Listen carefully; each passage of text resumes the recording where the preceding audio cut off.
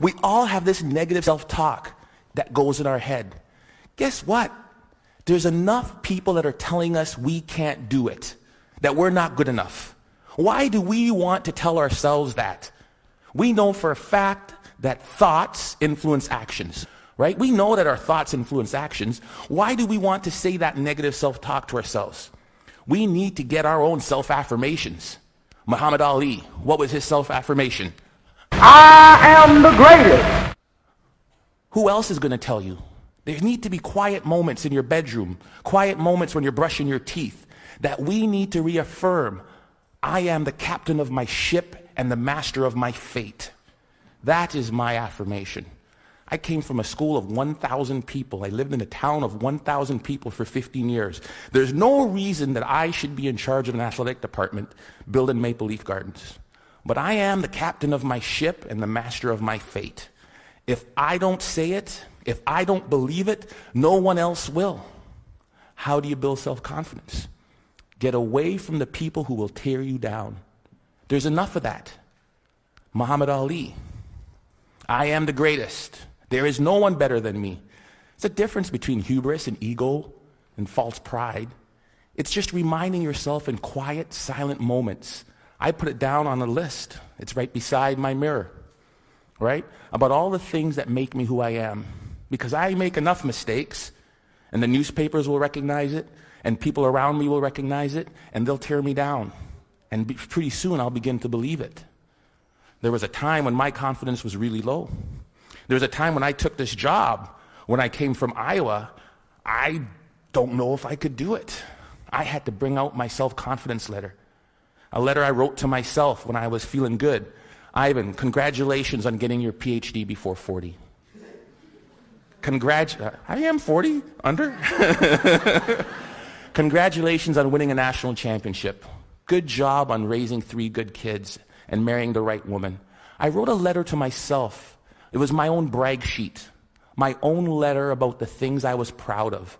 Because there are moments, and we'll all experience them in our career, in our life, in our job hunting, in our relationships, when we are not feeling good about who and what and where we are. And I had to bring out that letter and read it time and time again for a period of about 2 weeks to weather me through that storm. It was important. Stop the self-talk, the negative self-talk. Imagine how we could change the way we parented kids. Instead of, get that glass off the counter, what's wrong with you? If we catch them while they're good.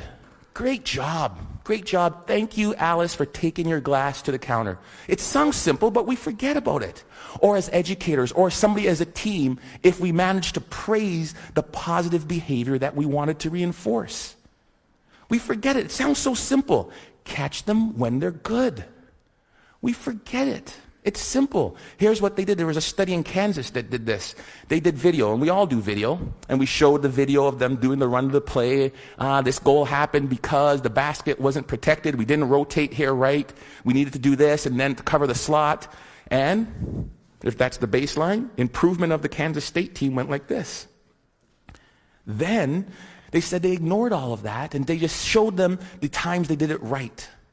The times they did it perfect, that presented no goals, spoke to the same points. Improvement went like that. It changed and revolutionized the way we as coaches interact with our student athletes. We can apply that to the business world. We can apply that to our student group works. We can apply that to our management teams easily.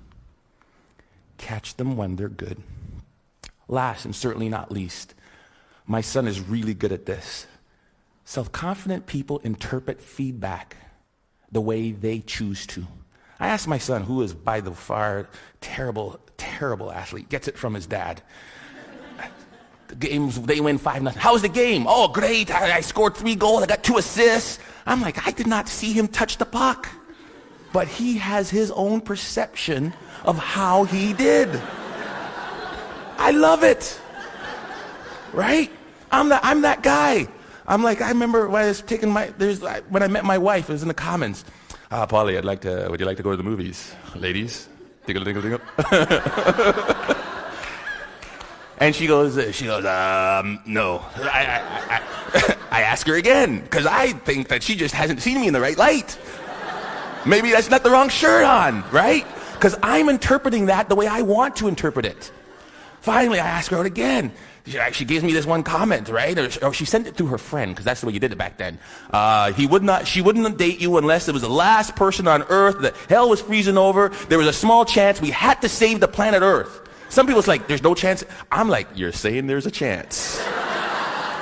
Right? Because that's how I'm going to interpret it.